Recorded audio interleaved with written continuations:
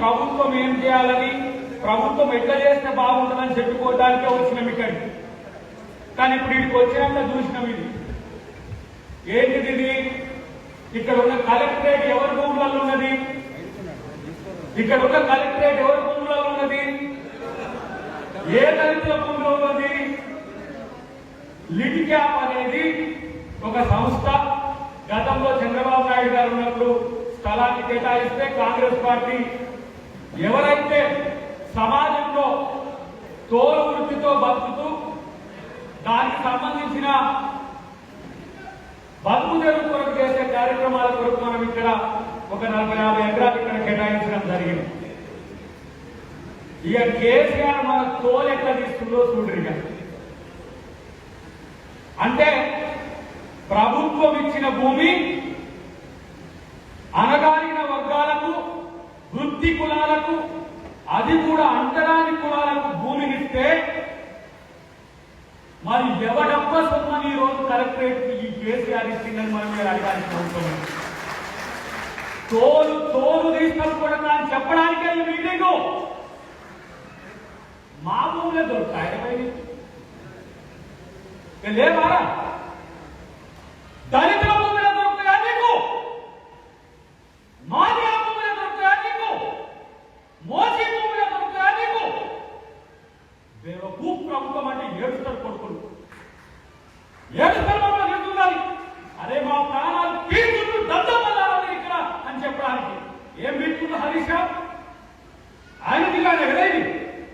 మాదిగలకు ఇచ్చిన భూములు లాక్కునే దళితులాల మీరు మాదిగలకు పైసలు ఇస్తారంటే నమ్ముతాం మేము. 50 కోట్ల రూపాయలు ఎకరం కోటికి ఇస్తారా హరీష్ రావు? ఎకరం కోటికి ఇస్తారా? ముక్కోడు నా దళిత జాతికి కింది వర్గాల్లో ఉండే కొరకు బతుకు తెరువు కొరకు గత ప్రభుత్వాలు ఇస్తే మా భూములను లాక్కుంటోడు మాకు బంధువు అంటాడు. నేనంటున్నా ఇలా కేసీఆర్ దమ్ముంటే ఇదే 50 ఎకరాలు ఇదే ఉద్యోగ గ్రామంలో ప్రత్యామ్నాయంగా నా మార్గం చూపించినప్పుడు నువ్వు దళిత బంధువు అంటావు, లేకపోతే నువ్వు దళితులకు రాబంధువు అంటావని చెప్పి హెచ్చరించడానికి ఈ మీటింగ్ పెట్టాను. ఇక్కడ కేసీఆర్ అట భూములు ఇస్తుంటే కాంగ్రెస్ పార్టీ అడ్డుకుంటారు, కేసీఆర్ భూములు ఇస్తుంటే బీజేపీ అడ్డుకుంటారట, కేసీఆర్ భూములు ఇస్తుంటే కమ్యూనిస్టులు అడ్డుకుంటారట. ఈ మొహానికి పట్టుమని ఒక 1600 ఎకరాలు ఎంతో ఎంత ఇచ్చిందో లెక్క కరెక్టో కాదో 600 మంది లబ్ధారులు 16,000 ఎకరాలని చెప్తున్నారని ఎంతమందో తెలియదు. ఇంకా మీరు ఇచ్చి నువ్వు పుంజుకున్నదంత ఈ రాష్ట్రంలో 2 లక్షల ఎకరాల అసైన్మెంట్ భూమిని గుంజుకున్న దళిత రాబోతు కేసీఆర్ ఇక్కడ బతుకుతూ దళితుల జీవితాలు బాగు చేస్తా అంటున్నాడు. 2 లక్షల కోట్ల రూపాయలంటే కనిష్టంగా 50 లక్షల రూపాయలు వేసుకున్నాయా? ఎన్ని కోట్ల రూపాయలు అయితే చూడు. 10 లక్షల రూపాయలు ఇస్తానస్తున్నావు. ఇది మా సొమ్మును దోచుకున్న కేసీఆర్ 10% అన్నది. 10% అన్నది 2 లక్షల ఎకరాలంటే కనిష్టంగా ఎంత లెక్క తక్కువ చేసినా కూడా ఇలా 5 లక్షల కోట్ల రూపాయల భూములు అన్యాక్రాంతం చేస్తున్నారు. సెటిల్మెంట్ చేస్తుంది ప్రభుత్వం. పంచడం ఎకరం భూమి ఉంటే 30 గుంటల భూమి లబ్ధిదారుడికి 10 గుంటల అలా ఏజెంట్ వాడు ఎవరో తెలియదు. ఈ భూమి నాకే వస్తాడు. ఇక్కడ కమ్యూనిస్టుల చైతన్యంతో ఇలా ఊర్లో వదిలిపోయిన వల్ల ఊళ్ళకి వస్తున్నాడు. ఈ భూమి నాదంటున్నాడు, ఈ టైటిల్ నాదంటున్నాడు, పోలీస్ స్టేషన్ లో కూర్చుంటున్నాడు, కేసీఆర్ ఏజెంట్లకు ఫోన్ చేసుకుంటున్నాడు, దళితుల భూములే లాక్కుంటున్నాడు. నీ ప్రాజెక్టులకు నా భూములే. ఇదే మధ్య సాగర్ కదా ఎంతమంది ఒక రెడ్డి కాల్చుకున్న చరిత్ర దళితుడు అయితే ఎక్కడ లేదు. పేరు అగ్రవర్ణం కానీ రెడ్డు కాలేదాకా చనిపోయిన పరిస్థితుల్లో నా భూమి నాకు పరిహారం రావట్లేదని ఒక మాదిగ వీరయ్య తన గుడిసెలో తను జల సమాధైతున్న తీరు చూస్తున్నాం. ఇలా మేములో పేరుని ఇలా 13 గుంటలు చూసుకుంటే ఆత్మహత్య చేసుకుంటే కనీసం పాడేకాడ కుంటని దత్తమని దళితుల కొరకు మేము వేలు చేస్తామంటున్నాం. నేను కదా దొంగ జాతిగా మాస్క్ వేసుకొని ముఖానికి మాస్క్ వేసుకొని నేను వచ్చి పరామర్శకు చేసిపోయినా నన్ను అరెస్ట్ చేస్తానికి ప్రయత్నం చేసిండు. చస్తే కూడా ముఖాన్ని చూడని నువ్వు దళితుల ముఖాలను చూస్తామని చెప్పి సంఘాల అధ్యక్షుడిగా మేము వచ్చి కూడా కనీసం మమ్మల్ని రాని అని నువ్వు ఇలా దళిత బంధువులు కాగాక అప్పు నువ్వు చేసిన పాపాలకు పరిహారం కావాల్సిందే, చేయాల్సిందే. 10 లక్షల రూపాయలు ఇవ్వడాన్ని ఎవరు వ్యతిరేకిస్తలేరు, కానీ అనుమానంతో వ్యతిరేకిస్తున్న వ్యక్త దళితుడు ముఖ్యమంత్రి మొట్టమొదటి రాష్ట్రానికి అన్నావు. మాదిగ వారు, మాల వారు, దక్కని వారు, చిందు వారు మా పేరు చెప్పుకొని బతికియాల ముఖ్యమంత్రి అయి ఇంకెప్పటికైనా నేను దళితులు చేస్తానని సన్నాసి నువ్వు ఇవాళ నేను దళితుల బాగు చేస్తాను. కానీ మేమెందుకు వ్యతిరేకించాలి? నువ్వు ఇచ్చిన 10 లక్షలు ఇవ్వాల్సిందే. ఎక్కడ ఇవ్వాలంటున్నాం? రైతు బంధు ఉంది, ప్రతి రైతు వస్తుందా లేదా? ఏ రైతుకైనా వస్తుందా లేదా? ఈ రాష్ట్రంలో ఎక్కడ ఉన్న రైతు బంధు వస్తుంది కదా. అట్లనే 20 లక్షల కుటుంబాలు తెలంగాణలో మొత్తం కూడా దళితులకు 10 లక్షలు ఇవ్వాల్సిందే అని డిమాండ్ తో మనం ఈ సమావేశాన్ని పెట్టుకోబోతున్నాం. మేము ఇప్పుడు వ్యతిరేకిస్తేనే మా భూములు గుంజుకున్నందుకు ఆక్రోశంతో మాట్లాడుతున్నాం. భూములు గుంజుకున్నందుకు ఆక్రోశంతో మాట్లాడుతున్నాం. గతంలో తెలంగాణ సాయుధ రైతు పోరాటం తర్వాత దళితులకు దగ్గర భూములు గుంజుకుంటుంటే ఆక్రోశంతో మాట్లాడుతున్నాం. కానీ ఇలా ప్రభుత్వంగా నువ్వేదో మేలు చేస్తామని వస్తున్నాం కాబట్టి పథకం నువ్వు దళిత బంధు అని పెట్టినావు. దళిత బంధు రైతు బంధు మాదిరిగానే ఉండాలి. రైతులకు ప్రతి సంవత్సరము ప్రతి కారుకు 5,000 రూపాయలు ఎకరానికి పడుతున్నాయా లేదా? ప్రతి సంవత్సరం వేస్తున్నారు కదా. ఒక్కటేసారి కదా 10 లక్షలు ఇచ్చేది. ఒక్కటేసారి 10 లక్షలు ఇచ్చేటప్పుడు దళితులకు పేదలైనా కొంచెం ఉద్యోగం వచ్చినా ఇంకా ఉన్న ఎవరికైనా సరే 10 లక్షల రూపాయలు ఇవ్వాలనేదే ఈ ఎస్సీ సమగ్ర అభివృద్ధి కమిటీ యొక్క డిమాండ్ గా ఉండబోతున్నది. మీరందరూ కూడా రేపు పల్లె అక్కడికి పోవాల్సిన అవసరం ఉంది. ఎందుకు పోవాలి అంటే ఈయన మీద నమ్మకం లేదు. 500 కోట్ల రూపాయలు కేటాయించిండు. 500 కోట్ల రూపాయలు అంటే 5,000 కుటుంబాలు. 5,000 కుటుంబాలు హుజూరాబాద్ కా తెలంగాణ. ఇది వేరే లెక్క. ముందేమన్నాడు? మేము 119 నియోజకవర్గాల్లో 100 కుటుంబాలకు ఇలా మేము 10 లక్షలు ఇవ్వబోతున్నాం. పైలట్ ప్రాజెక్ట్ కాదు ఓకే అనుకున్నాం. 1,200 కోట్లు పెడతా అన్నాడు. నేను కృష్ణ కలిసిగా డిబేట్ లో కూర్చున్నప్పుడు ఇది ఎలక్షన్ కాదు, మేము గిట్లా కట్టి నమ్మకం చూపిస్తున్నారు అన్నాం. అంటే లేదు, హుజూరాబాద్ కు 2,000 కోట్ల రూపాయలు కేటాయించబోతున్నా. నేను 2,000 కోట్లు 20,000 కుటుంబాలకు ఇవ్వబోతున్నా అన్నాడు. అయ్యా మంచిది ఇయ్యమని చెప్పినాం. మరి హుజూరాబాద్ ఎదురు కాక మొత్తం 118 కూడా మిగతా వాటికి కూడా అంటే 1,00,000 కోట్లైనా ఇస్తా అన్నాడు. నువ్వు బిచ్చమైనా అయ్యాలి అని చెప్పి మేము డిమాండ్ చేస్తున్నాం. ఎందుకు ఇలా 2,38,000 కోట్ల రూపాయలు మొత్తం 20 లక్షల కుటుంబాలకు ఇస్తే అవుతాయి. ఎన్ని రోజులు ఇస్తే ఒకటి సైడ్ చేసుకో. మేము పెట్టిన టైం అయితే 100 రోజులు. ఎందుకంటే రైతు బంధు 1 రోజులో 1 గంటలో ఇలా ఎలక్షన్స్ జరుగుతుంటే టింగ్ అని మెసేజ్ వస్తుంది. రేపు హుజూరాబాద్ లో కూడా ఎలక్షన్ కంటే ముందే టింగు మన పేద దళిత మహిళల ముఖాల్లో వెలుగు చూసేటట్టుగా వాళ్ళ పేర్ల మీద నెయ్యి, మొగోళ్ళ పేర్ల మీద ఇవ్వకపోతే ఇలా మాకు ఇండ్లు రాకుండా చేసినావు. ఎవరు నష్టపోతున్నారు? ఇలా మా పేద దళిత విద్యార్థులు ఇలా చనిపోతున్నారు. రావాలి అనే చెల్లె ఒక దగ్గర ఆత్మహత్య చేసుకున్న పరిస్థితి. కాబట్టి మేము అంటున్నాం, పార్టీలుగా రాజకీయాలుగా మేము పక్కన పెడతాం. కేసీఆర్ ఇప్పుడు 20 లక్షల కుటుంబాలకు కనుక 10 లక్షల రూపాయలు ఇస్తే నువ్వు దళిత బంధువు అని డిక్లేర్ చేసుకుంటూ మేమే పాలాభిషేకాలు చేస్తాం. ఉన్న పాల పుస్తకాలన్నీ నీ నెత్తినే పోస్తాం. కాదని సమస్య లేదు. విమర్శలకే కాదు, ముఖ్యమంత్రిగా పార్టీలకు అతీతంగా ఏ పార్టీ అయినా ఏ వర్గమైనా ఏ కులమైనా నిన్ను ఉపయోగిస్తారు. నేను అంటున్నా మిత్రులారా, ముఖ్యమంత్రి ఎవరో ఎన్నో మాట్లాడితే మాకెందుకండి, మేము పథకం అమలు చేస్తానికండి అంటే 100 సంవత్సరాలు నువ్వు చేస్తా అంటే ఇక్కడ చేతులు ముడుచుకొని కూర్చుంటూ ఎవరు లేరు. 500 కోట్లు 2 లక్షల కోట్లు ఎక్కడికి కావాలి? కేసీఆర్ మునివాడు కూడా చేయలేడు. జీవితకాలం మొత్తం మీ కుటుంబాలు మొత్తం పరిపాలించిన కూడా చేయలేరు. కానీ ఈ అనుమానం ఎందుకు వచ్చిందో మీకు ఇప్పుడైనా అర్థం కావాలి. మా ఓట్లు అమ్ముడు పోతాయనే ఒక రాంగ్ నోషన్ తో మీరు ఈ రోజు ఈ నిర్ణయం తీసుకున్నారు మిస్టర్ కేసీఆర్. 1000 రూపాయలు ఇస్తే ఓట్లేస్తారు, 10,000 ఇస్తే ఓట్లేస్తారు, 10 లక్షలు ఇస్తే ఓట్లేస్తారు. నీకు దమ్ము 10 లక్షలు ఇవ్వడం చేతి కాకపోతే మీ పార్టీలో మా వర్గాల చేతిలోకి మీరు ఎక్కడ అధికారం పెట్టండి. మా దళితుల్ని మాదిగలు మారినప్పుడు మీరు ముఖ్యమంత్రిగా పెట్టండి. వాళ్ళతో చేయించుకునే దమ్ము మాకుంది.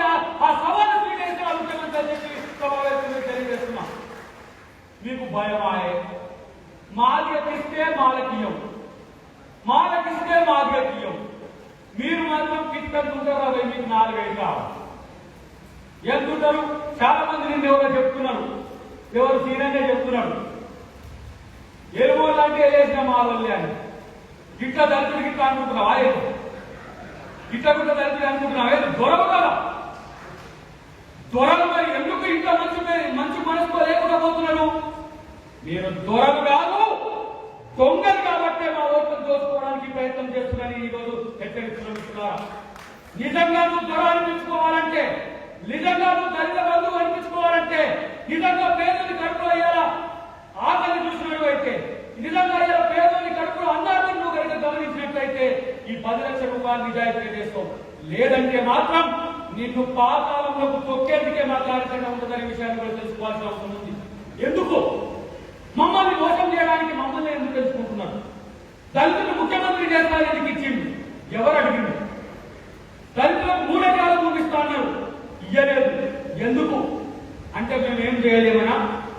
మేము చదువుకున్నాం, మేమే తెలుగు మంత్రులు అవుతున్నాం, అంబేద్కర్ వారసులం, జగ్జీవన్ రామ్ వారసులం.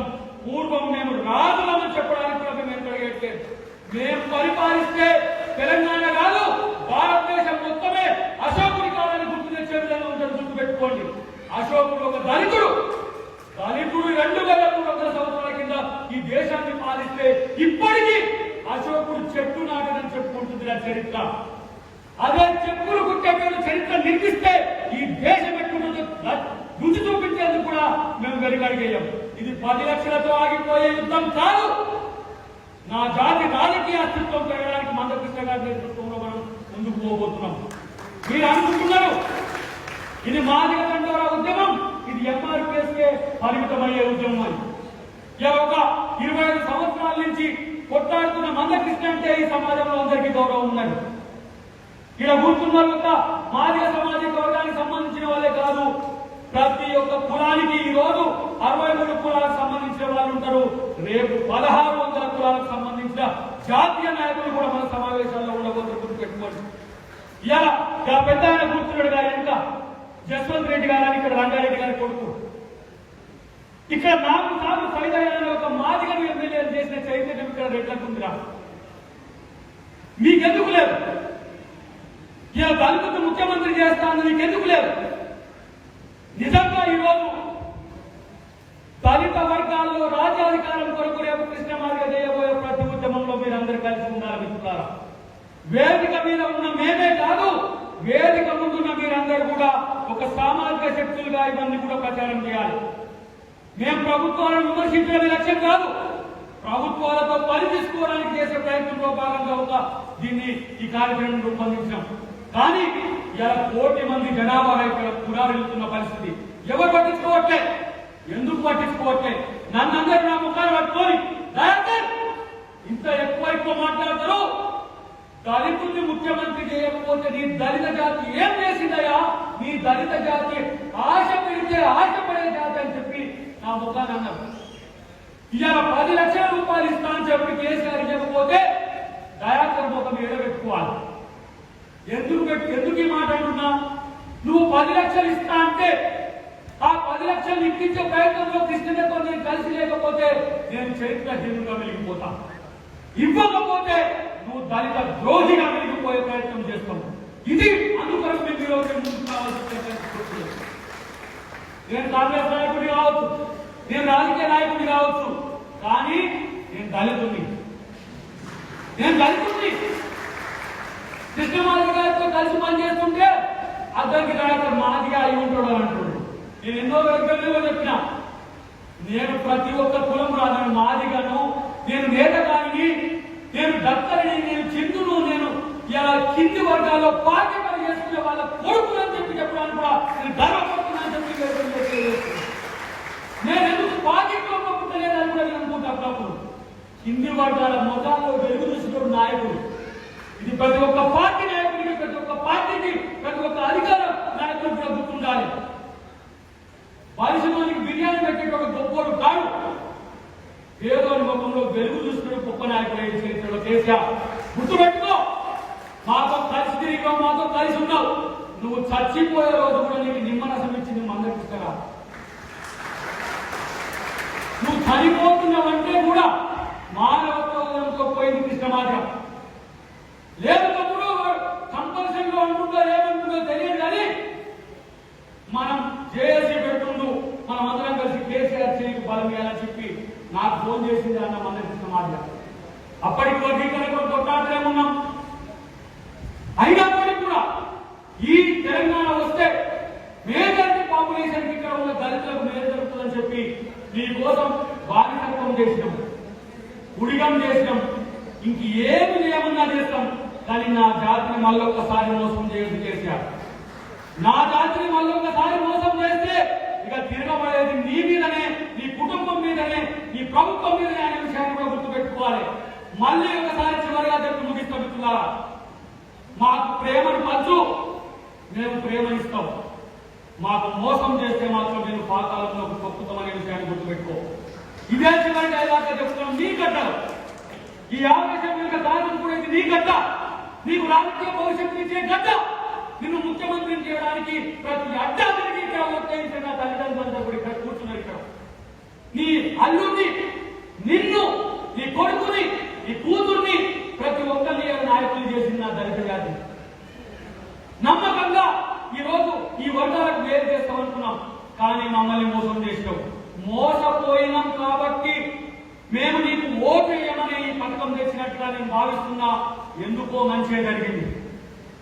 కేసీఆర్ మనల్ని అందరినీ కలుపుతున్నాడు, దళిత కులాలన్నింటినీ కూడా కలుపుతున్నాడు. దానికి సంతోషం. నువ్వు ఇచ్చినా ఇవ్వకపోయినా, రేపు ప్రభుత్వం ఏదొచ్చినా మేము సాధించుకునే ఒక చైతన్యాన్ని నా జాతిలో నింపుతాం. ఇలా 12,000 గ్రామాలు, 20 లక్షల కుటుంబాలు, 1 కోటి జనాభా దగ్గరికి మనం అందరం తెలుసుకోవాలి. మీ నియోజకవర్గాల్లో మీరందరూ కూడా ఆ కార్యక్రమం రూపొందించుకోండి. అది కృష్ణన్న స్పష్టంగా చెప్పే ప్రయత్నం చేస్తున్న, జాగ్రత్తగా వినండి. భూముల మీద మాత్రమే ఇక్కడ కాన్సన్ట్రేట్ చేయడానికి ఇక్కడ మన భూములు పోయాయి, రాచకోటలు కూడా మన భూములే పోయినాయి, మాదిగల భూములు, బీసీల భూములు, మాల భూములు పోయినాయి. ఇదే గోగాపట్ల ఆయన అమ్ముకున్న 48 ఎకరాలు కూడా 22 ఎకరాలు మనకి అయిపోయినాయి. ప్రతి ఒక్క దగ్గర మల్లన సాగర్లో నేను చూసినా, కొండపోచంలో చూసినా, వాళ్ళు రాలేదు కొండపోచంలో అయితే వాళ్ళ దగ్గరికి పోయిన కలెక్టర్ కాలు ముక్తుండు కదా వెంకటరామరెడ్డి. మీ వెంకటరామరెడ్డి కలెక్టర్ కాలు ముక్తుండు కదా, ఒక డబుల్ బాసీ కలెక్టర్ కాలు ఒకటి కాళ్ళు ఎత్తి నెత్తిన పెట్టుకునేటట్టు చేస్తాడు కలెక్టర్. పేర్లకు మేలు చేస్తాడు కలెక్టర్. ఆయన ఇదంతా ఎక్కువ చేసేది ఆమెగోడేనా? మీకు దళితుల ముఖాలు చూస్తే మీకు కనీసమన్న జాలి లేకుండా ఇలాంటి ప్రక్రియకు తెగబడుతుంది చేయబట్టే ఈ రాష్ట్రంలో మందకృష్ణ గారి నేతృత్వంలో మరొక దళిత ఉద్యమం వస్తుంది. అది మా అందరికీ రాజ్యాధికారం తెచ్చేంత వరకు పెట్టుకోవాల్సిన అవసరం ఉంది. అందుకే మీ ముందుకు వస్తున్నాం, మీ పిల్లలుగా వస్తున్నాం, మీ యొక్క జాతిగా వస్తున్నాం. మీరందరూ ఈ సందర్భంగా గుర్తుంచుకోవాల్సిన యువకులు. 10 లక్షల రూపాయలు వచ్చేది యువకుల ముఖాల్లో వెలుగు వస్తుంది. ఏదో కంపెనీ పెట్టినా, ఏది పెట్టినా, ఎంత అని మీరు బయటికి రావాల్సిన అవసరం ఉంది. ఎవరైతే చదువుకున్న యువత ఉన్నదో వాళ్ళు ముందుకు రావాల్సిన అవసరం ఉంది. వాళ్ళు దీని కొరకు కొట్టాల్సిన అవసరం ఉంది. ప్రతి ఒక్కరు రాజకీయ చైతన్యం చేసి రాజకీయాల్లో వచ్చి రావడమే కాదు, మన జాతి యొక్క అస్తిత్వాన్ని పెంచడానికి మీరందరూ కూడా ముందుంటారని చెప్పి తెలియజేస్తూ జై భీమ్, జై భీమ్, జై సామాజిక తెలంగాణ, జై సామాజిక తెలంగాణ.